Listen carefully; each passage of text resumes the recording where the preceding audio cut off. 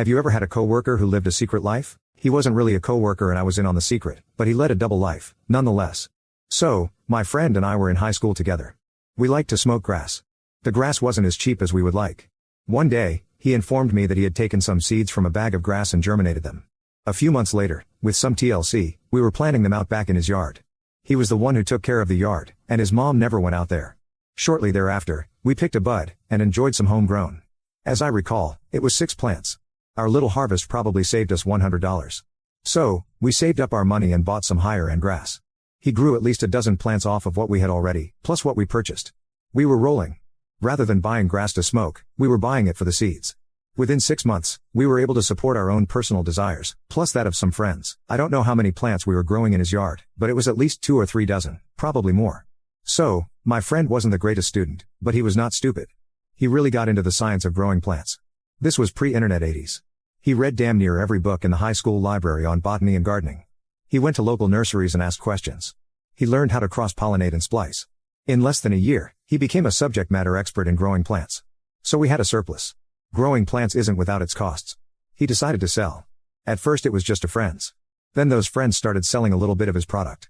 He needed to expand. He was making a few hundred a month and he had a bag of seeds. So he rented an apartment.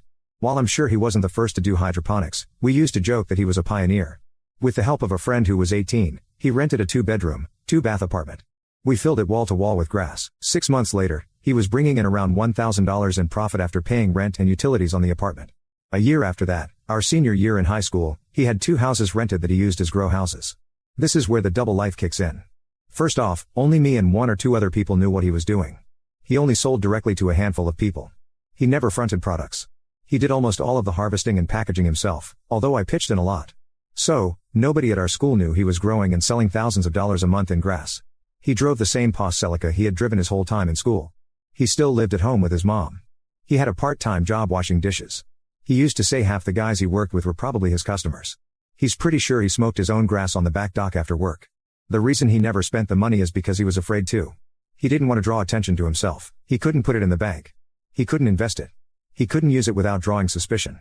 He had thousands of dollars in suitcases in his grow houses. Then he had an idea, to start a business. He started a lawn mowing business, and made his customers his customers. And he did it legit. He got a small business license and an ad in the yellow pages. He had an 800 number. Everything was hunky-dory. He was able to account for his income now. Slowly but surely, he trickled money into a bank account. He was laundering money. For the record, he didn't discover this on his own. He got the idea from reading a gangster novel, then it happened.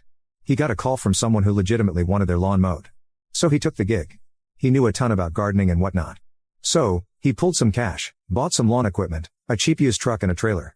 So, some elderly lady had one of the most successful drug dealers in our area mowing her lawn. We were 2 years out of school by now. I had gone off to join the army. His double life was in full swing. That first job led to another. Because it was really a front for his real business, he decided to charge the old lady a little less than what most lawn care people would charge. So, he got popular fast. He eventually hired a few guys. He upgraded equipment, expanded his services and hired more guys.